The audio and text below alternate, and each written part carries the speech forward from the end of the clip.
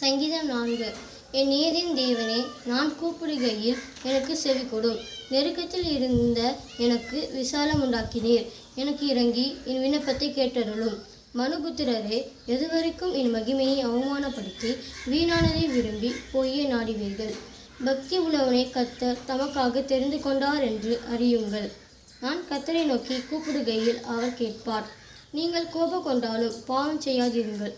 உங்கள் படுக்கையிலே உங்கள் இருதயத்தில் பேசிக்கொண்டு அமர்ந்திருங்கள். நீரின் பலிகளை செலுத்தி கர்த்தர் மேல் நம்பிக்கையாயிருங்கள். எங்களுக்கு நன்மை காண்பிப்பவன் யார் என்று சொல்கிறவர்கள் அநேகர். கர்த்தாவே, உம்முடைய முகத்தின் ஒளியை எங்கள் மேல் பிரகாசிக்க பண்ணும்.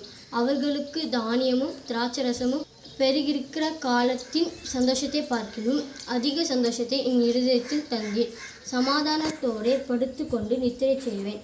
கர்த்தாவே, நீ ஒருவரே என்னை சுகமாய் தங்க பண்ணுகிறீர். ஆமென்.